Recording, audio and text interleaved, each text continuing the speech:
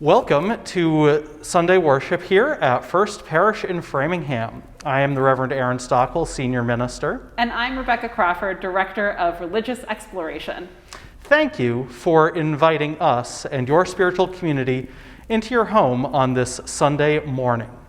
This is an intentionally multi-generational service this morning, and we are so glad that you are here. Also, a quick shout out to the Pies on the Common Committee, specifically Sandy Porter and Ann Arvidson, for our chancel decorations this morning. We'll show you a little bit closer up later on in the service. And also later on in the service, we will share the total that they brought in for their Pies on the Common event. As you know, we had made the decision, and they had made the decision to not have it in its usual format this year, so they relied on fundraising letters, and we'll be telling you the amount that they raised later on in the service. If you are joining us this Sunday morning, you are invited to join us for our coffee hour virtually in a Zoom meeting after the service. The invitation to be so and the link will be found on the final screen of our worship service this morning. No matter your race, your gender, your ethnicity or age, no matter who you love or wherever you are on your journey, you are welcome here today. No matter if your spiritual practice is mindfulness, or playing with Legos, or cooking, or washing the dishes, or yoga, or if your practice is singing or dancing or reading the comic strips, you are welcome here today. Even if you have no spiritual practice at all and you're okay with that, welcome. As part of our focus on spiritual practices throughout the month of October, we invite you to find a stillness here this morning. We invite you to open your mind to the possibilities that such a practice may bring to you. And so, let us hold the stillness. Let us find a silence. Let us be carried together. Let us find true harmony.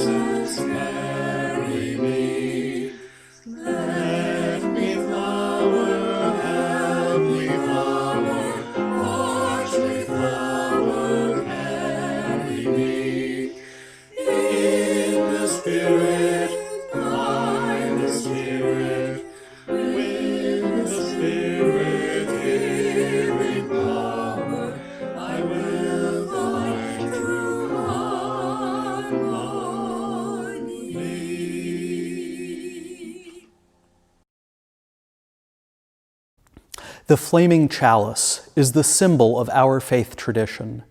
It represents a flame of wisdom and of hope. As the children of our congregation light the chalice, and as I light the chalice in our sanctuary, may we each kindle our own separate flames. You are invited to type into the chat box, if you're watching this live, "The chalice is lit in our home."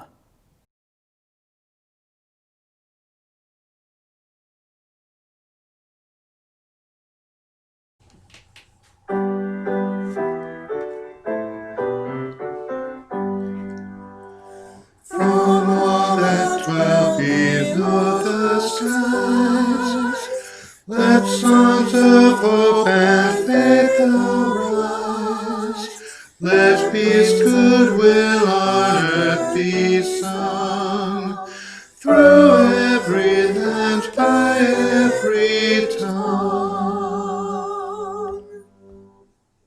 Please join us in our words of affirmation. Love is the doctrine of this church.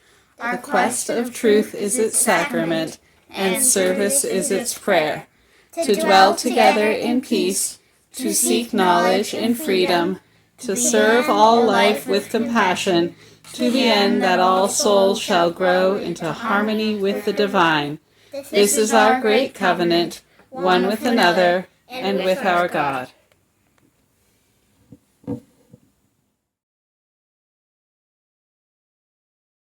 So I'm going to play the brain, Yeah, you're going to play the and brain. you're going to play Aaron. Okay, I'm Aaron. Yep. Hi. I'm the brain. Excellent. So, what's the first thing I need to know? Listen, brain, I've been thinking. Oh, good. Yeah, I Good. know. It's Yeah. a really good thing. You know that spiritual practice thing you keep talking about? Yeah, I sure do. Yeah. Yeah, I just wanted to let you know you really need to practice it. Oh, I thought I was. Well, so you're right, you have been. Right. But practice implies doing it a whole lot. And listen. but I have not been doing it a whole lot, so that's good. Yeah. So every time you do it, I get smarter. You do? I do. I get Oh. smarter. Wait. Okay. Hold on. I have a whole toolbox full of things Okay. that happens to me when you practice. All right, tell me about it. Listen, Aaron, Okay.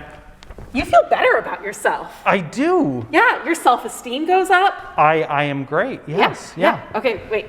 There's more. Okay, there's more. You're happier.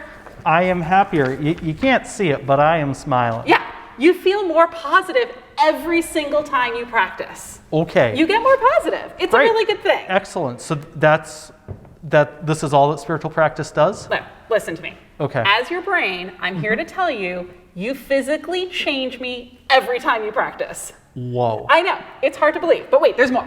Okay.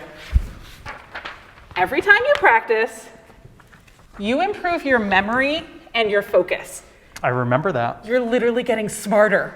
Wow. I know, it makes you better at your job, it makes you better at school. It's pretty great.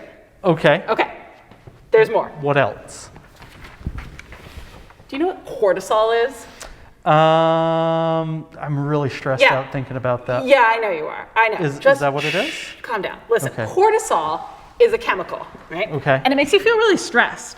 Oh. And when you practice, your cortisol levels go down. It feels amazing up here in your brain. Okay. Yeah, try it. Try it more often. Yeah, see? I feel better already. Good. Good. All right.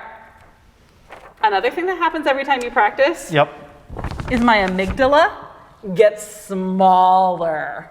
Why is that a good thing? Well, listen, your amygdala, it's a little bit ancient, all right? Okay. Your amygdala is one of the oldest parts of my old brain here.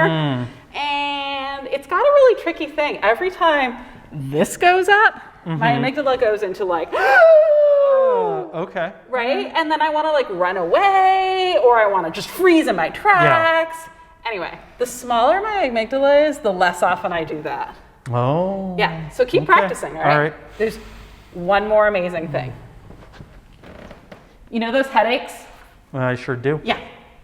Every time you practice, Yep. you are actually getting healthier. Oh, wow. I know, the headaches can start to go away. Yeah. I mean, it's not like a perfect thing, Right. but mindfulness practice really makes you feel better. Oh, okay. Check it out. Wow, that is a lot. I guess spiritual practices do actually do a whole lot. It's not just sitting there, it's making me better. It's making you better, and I feel so much better that we've had this chat. Good. Yeah, good. thanks for listening, Eric. Of course. All right. Of course.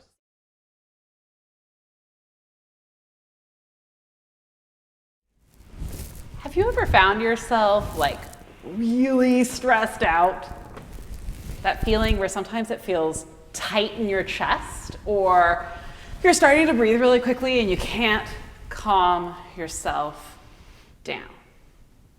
Well, I've learned a lot of tricks over the years on how to help myself when I feel that way, and I thought I might share one of them with you. And it all relies on your 5 senses. You guys remember what those are?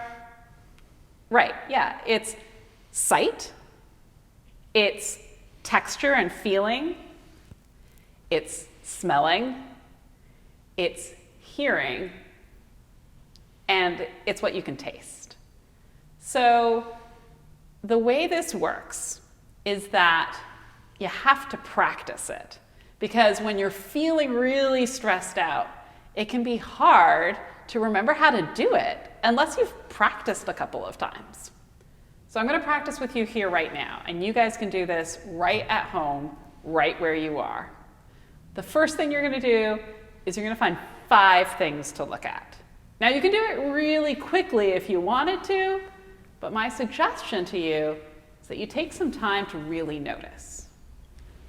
So I'm going to take a look around myself and see what I can see. Ooh. I see these yellow mums. I like the way that the petals are really close together when I first look at them. And then I can see the buds opening up and the petals are really spread out. So that's one thing. Let's see, what else can I see? Ooh, from where I'm seated, I can see the chalice. And I can see the way the flame has kind of lit up, and it has a little core in the middle of it. It's waving just a little bit. It's pretty neat. That's 2. A third thing I can see the red of this rug. It's almost a crimson. You can just take a look at it. Sometimes it's lighter in some areas and darker in others. 4. Ooh, I can see the light bulbs that are right up ahead. And when I look at them and then I look away, I can see the little lights behind my eyelids still there. That's 4. And a 5th thing to look at. Where I'm seated, I can see the organ up in the balcony. Long, long, long pipes, little windows where the sound comes through. It's beautiful. So that's 5 things I can see. But I don't even have to do it out loud. I could just do it in my own head.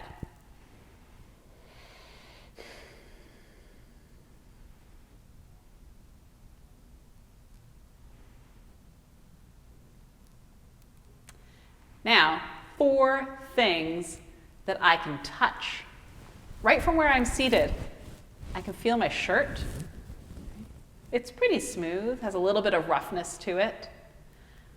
I can feel these leaves here. I can feel the veins in the leaves. I can feel the candlestick. It's cold, smooth. And one more thing that I can feel the texture of the seat that I'm seated on. It's soft and a little bit bumpy. Then I'm going to move to 3 things that I can hear. Ooh, I can hear a truck outside going by on Vernon Street. I just heard the ticking of the great big clock at the back of our church. And I can hear some creaking of the floorboards beneath our feet. 2 things I can smell. It smells like somebody lit a match in here pretty recently. I can smell that. And I can smell the flowers. One thing I can taste. Now this one, sometimes I find myself without any food around, so I have to use my imagination, or maybe take a sip of water if I have a water bottle with me. But I'm looking at a pretty sweet tasting pie, and I can imagine what the flakiness of the crust would taste like, the sweetness of the cherries. I can taste in my mouth almost that watering pie. You can do this at home, quietly in your own head, or you can do it out loud with another person. 5 things you can see, 4 things you can feel, 3 things that you can hear, 2 things that you can smell, and 1 thing that you can taste. And suddenly you feel really grounded. You feel like you're in touch with your body, with the world around you. You're a little bit calmer, and you can move on with the rest of the things you have to do today. I hope you can practice that with yourself or with a friend or with a family member at home today.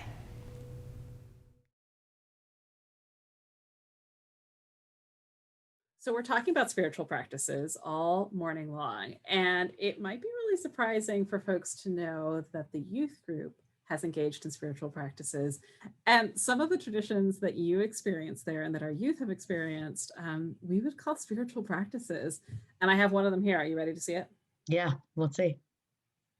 Oh, geez, that's two. It's a twofer. It's a twofer. It's a twofer. They live together in the often elusive cave. Yeah, so the singing bowl was introduced by my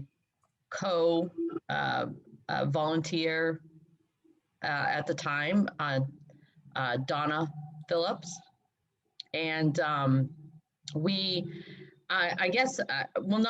she was really, this is something that she was putting into practice in her life, and recognized that the youth, thankfully, recognized that the youth, although they loved being at youth group, they at times were, didn't really recognize that they were there, weren't necessarily valuing the time, or she saw an opportunity for them to value the time when they were there. We tried it out, and it took a while, but empowered them to decide how they wanted to integrate the singing bowl in. They used it she introduced it at the beginning as a time to take a breath from your regular life and enter into this safe space with these people that is a different place for you, and kind of just clear your head. And it really did take off. They really engaged with it right off the bat. They saw this as an opportunity to own it. They a few of them took the ownership of, I'm going to hit the singing bowl, and it went from, it really, everybody enters in and chitter chatter and all over the place, and then you hit that and everybody just went silence. It was the most it's a miracle. Every time I hear it, it's a miracle. And they just really drew to it, and they really liked it. Yeah. Is it hard for people to be kind of still in that time frame when it's ringing? Surprisingly, no. Surprisingly, no. I guess at the beginning it was definitely, but there were a few of them that were, and I think of, let's say, I can't think of any of the names right now, but a few of them really gravitated to this and were like, like, It's time. Yeah, and yeah. So anyway, they were like focused on it, and because a few of them were focused on it, it made the rest of the group realize, oh, this is something I should focus on. And until that ringing stops, it is quiet, and people are very, very quiet and respectful of it. So it's interesting. Yeah, I've always found that it creates a sacred space. Yes. In this basement windowless room. Yes. That maybe smells a little musty, that maybe has some kind of ground up Doritos on the floor, but it becomes a sacred space as that ringing bowl is going. And then they're able to enter into something a little deeper and a little more meaningful. Find a moment to be quiet. And we've rung the singing bowl for you. So enjoy a little space, a little time. Think about what's been happy in your life. Think about what's not been so great. And let's move into our next space together.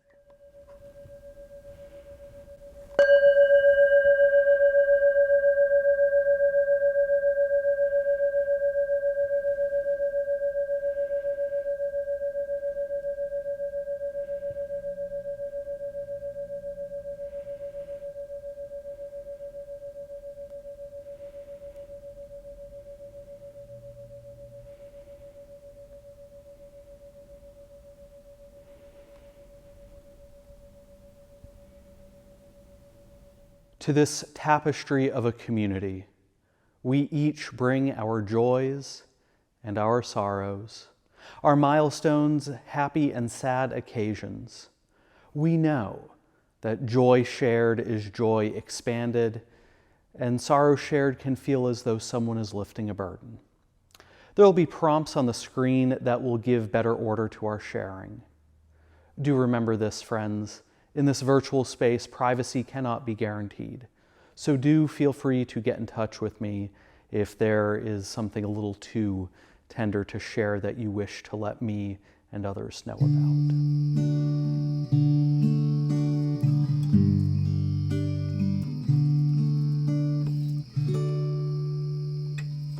Comfort me,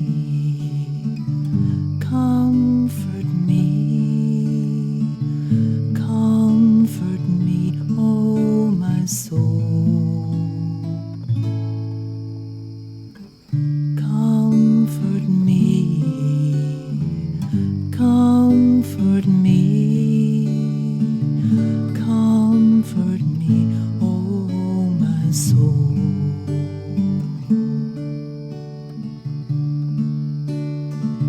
Sing with me, sing with me, sing with me, oh my soul. Sing with me, sing with me, sing with me, oh my soul.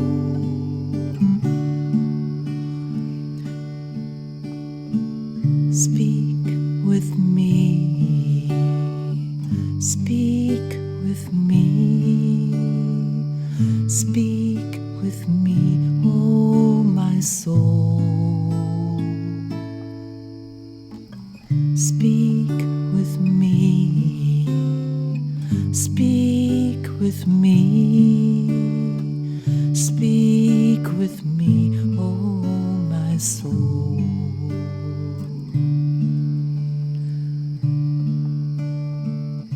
Stay with me, stay with me, stay with me, oh my soul. Stay with me, stay with me, stay with me, oh my soul.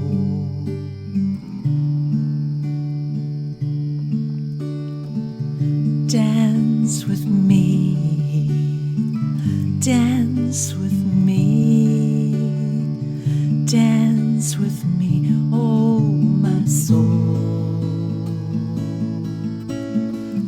Dance with me, dance with me, dance with me, oh my soul.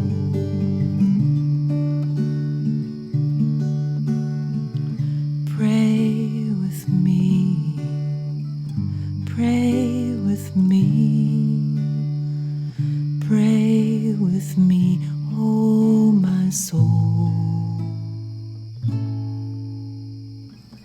Pray with me, pray with me, pray with me, oh my soul.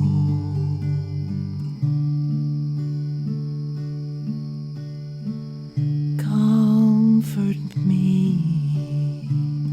comfort me, comfort me, oh my soul. Comfort me, comfort me, comfort me, oh my soul.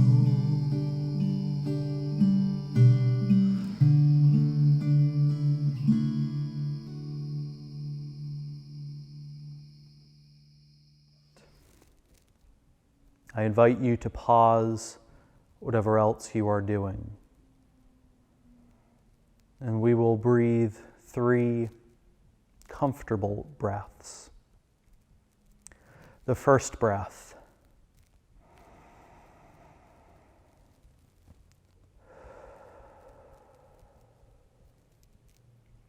Is a breath for the past.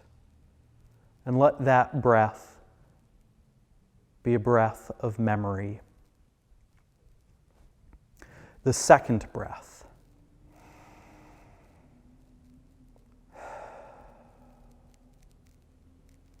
Is a breath for the present. May that be a breath of stillness. The third and final breath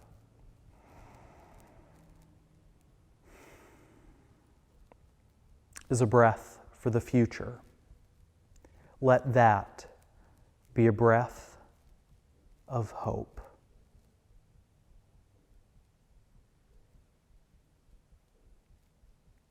O Spirit of life and love, heard in the voices of friends, heard in the laughter of children, seen in the beautiful autumn leaves as they change, seen too in the molecule and the atom, mystery of life named and unnamed, but who calls each one of us.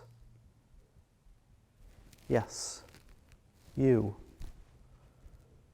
Calls each one of us by our true first name, which is beloved.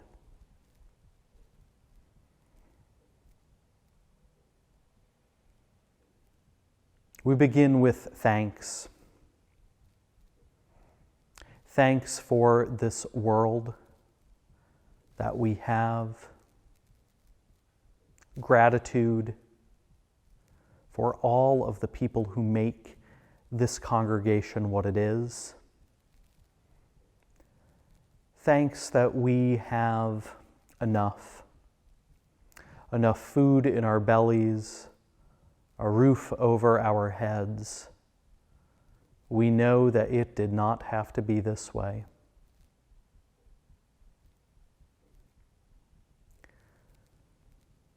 We know that there are people in our circles of friends, in our families, in our city, and in our commonwealth that go without, that struggle. Perhaps we are that person who struggles. Let the community remind those people that they have worth and dignity, that they are loved beyond all imagination.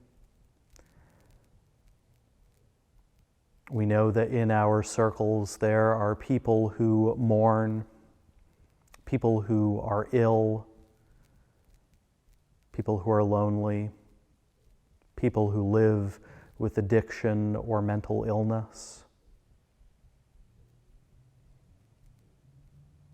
May we remind them, and may we do more than remind them. May we help those people that need our help.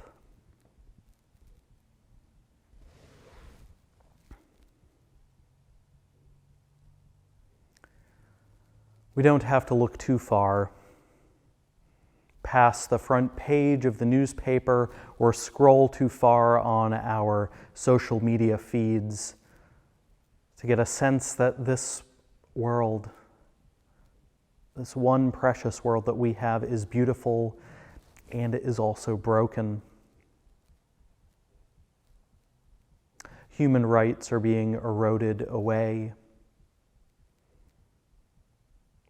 Democracy is being eroded away.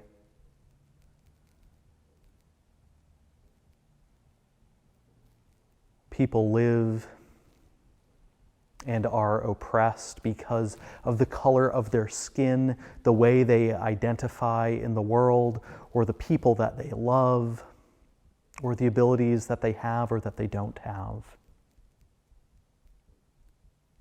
may we, yes, may us, may we find ways to bring more dignity and love into the world. May we bring peace to all of the war-torn parts of our world, knowing that those war-torn places could be as close as our next-door neighbors' homes, or in other distant war-torn lands.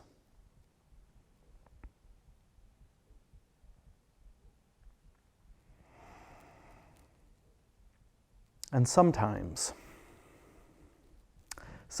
we are reminded of our humanity. You know what I'm talking about here. The places where we slip up and trip up, the places where we are a little too human, where we say the things that we're thinking, but maybe we weren't supposed to share those. The times where we get frustrated with our children, or our parents, or our children's teachers, or co-workers, or friends, or ourselves, or we get mad at the universe. That distance that we put up, that barrier, that wall that we build, it's natural. It happens. And we disrupt relationship because of those breaths, because of the fact that we are still living. We have an opportunity to say, I'm sorry. How could I do better? A chance to remind ourselves that we are loved and lovable, not in spite of those imperfections, but because of them. May all that is holy hear these words.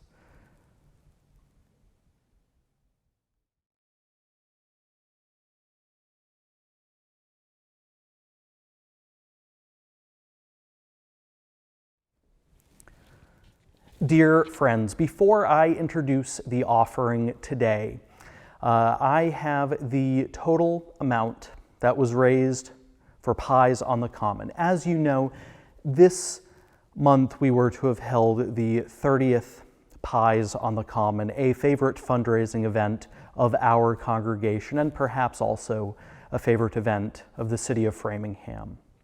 The total amount raised as of October 16th, 2020 was $9,057.42.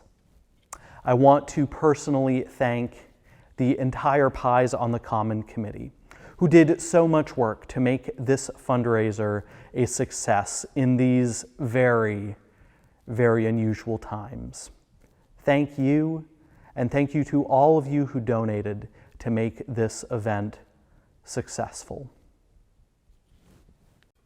Though we are not passing these plates around, it is still important to remember that the ongoing work of this congregation in these walls and beyond them depends on your generosity.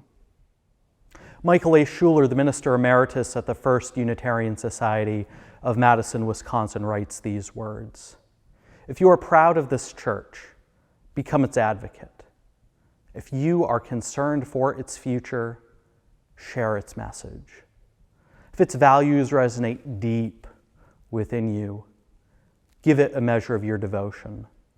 This church cannot survive without your faith, your confidence, and your enthusiasm. Its destiny, the larger hope, rests in your hands."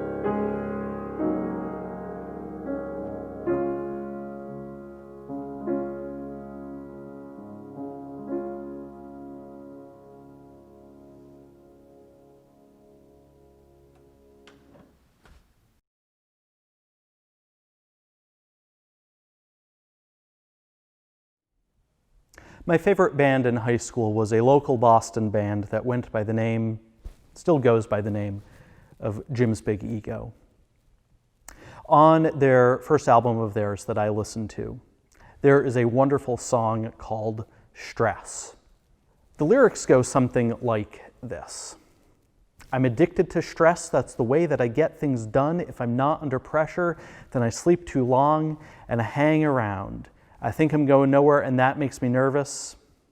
Everybody's out to get me, but I feel all right. Everybody's out to get me, but I feel all right. Everybody's thinking about me. The frenetic pace of that song would likely make even the most calm person anxious. But do you relate to this song? Do you find it tough to just slow down? As you're probably aware, this month we are exploring spiritual and contemplative practices in our services. Spiritual practices are practices that are meant to restore wholeness and bring healing to your life. Spiritual practices or practices for wholeness and healing are vital in a world where we zip from one place to the other, where the office is in your pocket and there is noise everywhere. We need, and perhaps we crave, practices that help us rest and recharge. Unitarian Universalist minister Scott Alexander wrote in his collection called Everyday Spiritual Practice this about spiritual practices, where he defines what a spiritual practice is. He writes, they are any activity or attitude in which you can regularly and intentionally engage and which significantly deepens the quality of your relationship with the miracle of life both within and beyond you. For some, these practices are keeping the Sabbath, being committed to social justice, meditation, mindful cooking, exercise, centering prayer, gardening, recycling, reading poetry, writing, the list goes on. Some of these might feel like hobbies. However, the difference, as Scott Alexander points out, is that the answer is in intentionality and regularity and depth. What shapes your efforts into spiritual practice is your commitment to making the activity a regular and significant part of your lives. As humans, we need rest. Howard Thurman, an African-American theologian and mystic, once wrote, "There is a fallow time for the spirit, when the soil is barren because of sheer exhaustion. It may come at the end of a long, long period of strenuous effort. It may result from the plateau of tragedy that quietly wore away the growing edge of alertness until nothing was left but the exhausted roots of aliveness." Walter Brueggemann, a beloved United Church of Christ theologian and professor of Old Testament, recently published a book called Sabbath as Resistance. In that book, he lays out several different ways that Sabbath can be a form of resistance. Brueggemann says that the Sabbath helps resist anxiety, coercion, exclusivism, multitasking. Anxiety, coercion, exclusivism, and multitasking. Who doesn't want to resist one of those?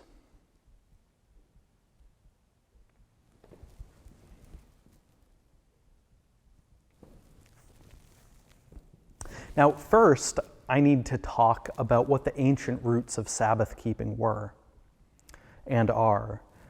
Arthur Green, in his book, These Are the Words, which is a wonderful dictionary of Jewish faith practices, he writes and reminds us that the word means this.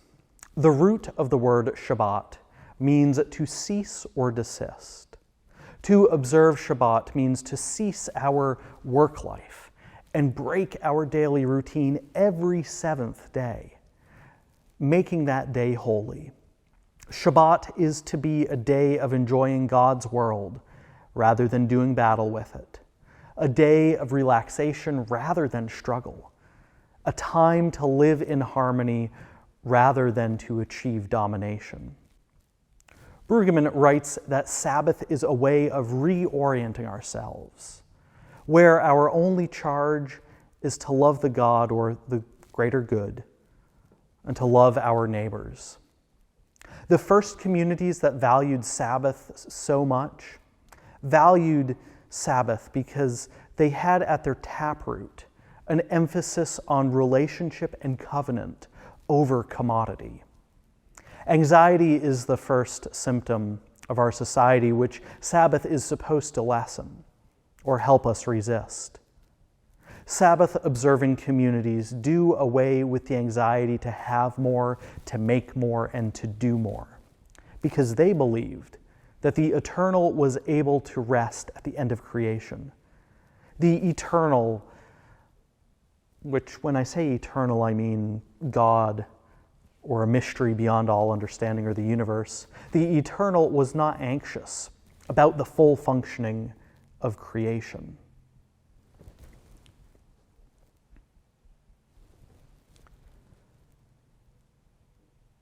The eternal was not anxious about the full functioning of creation, or to say it more bluntly, God was not a workaholic.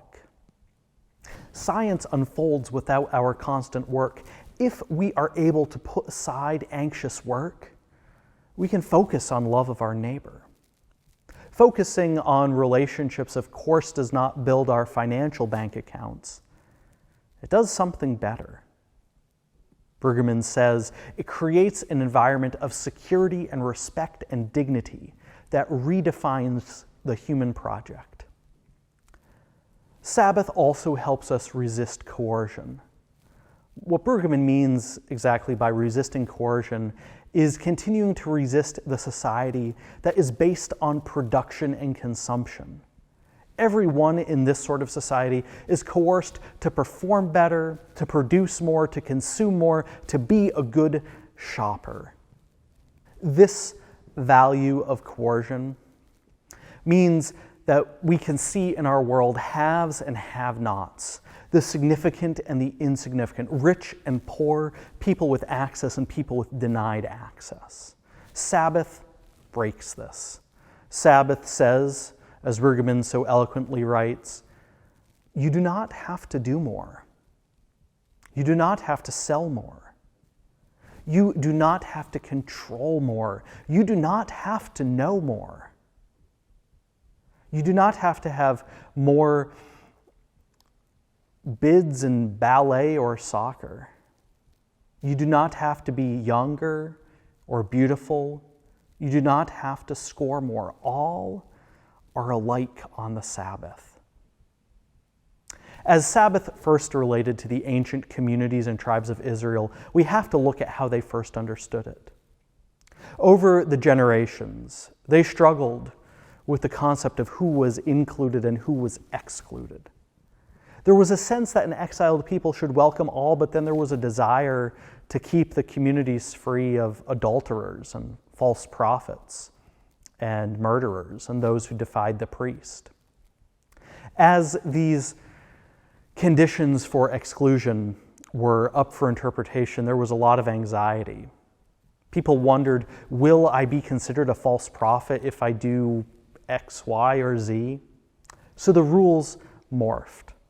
First, there was a desire to let the foreigners in, and then to let eunuchs in.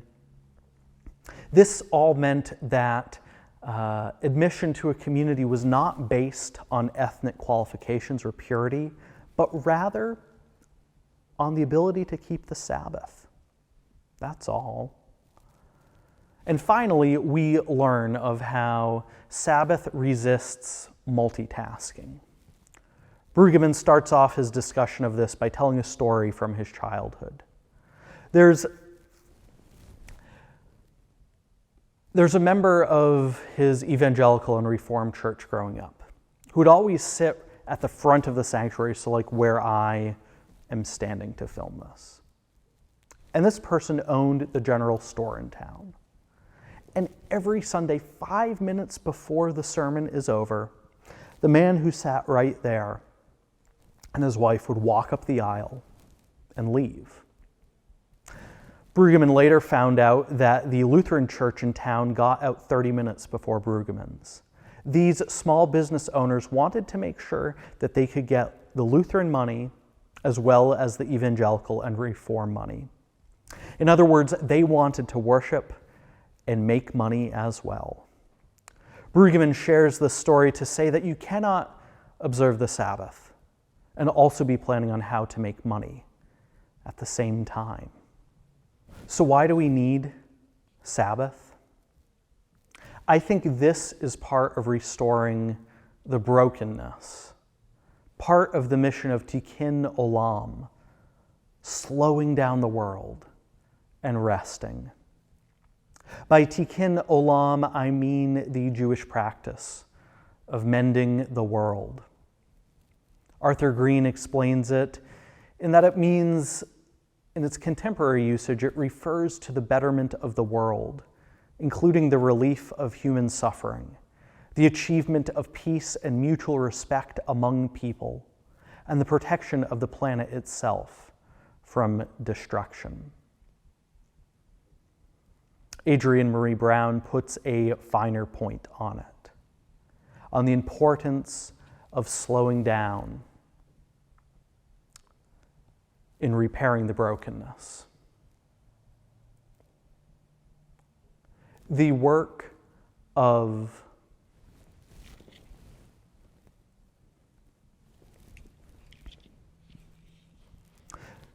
transformative justice and how that work, if it is to be effective, must occur in a slowed down world. Brown makes a distinction between social media time and real time, which is a really important distinction, I think. And I think that Sabbath time is even slower than real time. Brown writes this: real time is slower than social media time, where everything feels urgent.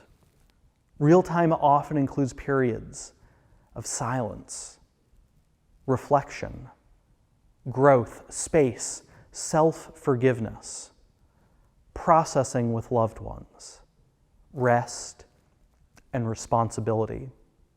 Real-time transformation requires stating your needs and setting functional boundaries.